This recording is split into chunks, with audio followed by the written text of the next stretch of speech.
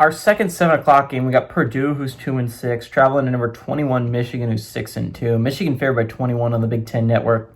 Ryan Brown for the Boilermakers gone 144 at 242, thrown for 1,689 yards, 8 touchdowns, 7 interceptions. Devin Maccabees had 125 carries for 521 yards and 4 touchdowns.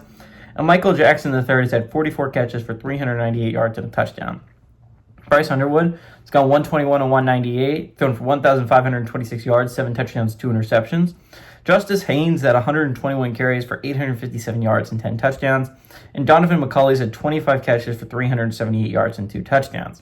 Michigan's 47-14 against the Boilermakers all time. Last 6 games have gone to Michigan from 2010 to 2023. 2009 was the last time Purdue was able to go on the road and beat Michigan.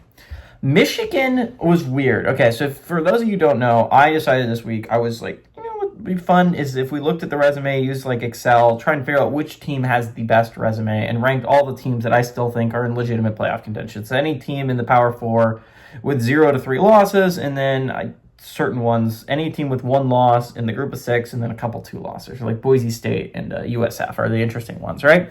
And so I was looking at it, and Michigan stands out an aggressively very solid resume. If you're looking at it, it's tied for the 9th best resume in all of college football before you get to tiebreakers, right?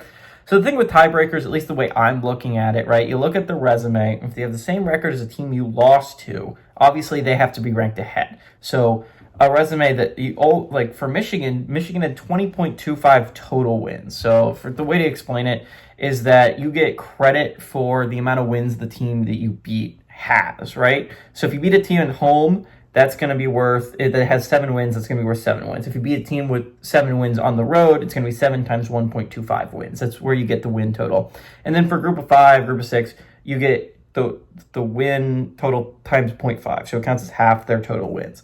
Also, for the losses, right? So the way it works is if you lose to a team, you get credit for their losses. So like they lost to Oklahoma, right, on the road, so that's worth 2 losses. So that's going to subtract from your win total. Anyways, when you do that math out, Michigan honestly has a very solid resume still. Their 2 losses are on the road against USC and Oklahoma. They have 20.25 total wins because they have very impressive road wins over Nebraska and a home win over Washington.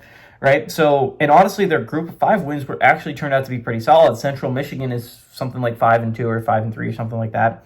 And New Mexico is very similar, a very solid resume so far for the New Mexico Lobos. So they actually have helped Michigan a decent amount in that category. But the problem with Michigan is they're dragged down by they can't be ranked higher than USC and they can't be ranked higher than Oklahoma. And USC right now has a terrible at-large. They have beat literally one football team, and it's Michigan at home.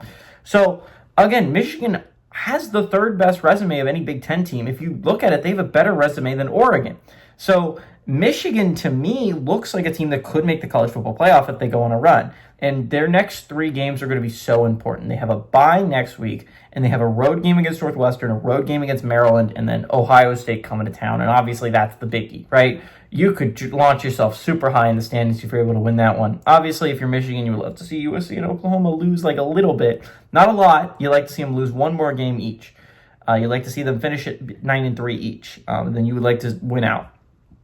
But if Michigan can do that, their playoff picture is pretty solid. They have a pretty good spot in the playoffs right now. If you can see USC and Oklahoma lose 1 more game, I like the Wolverines here. I think they're a good team. I think they've gotten way better as the season's gone along. And again, every game's an elimination game for Michigan. You can't afford another loss.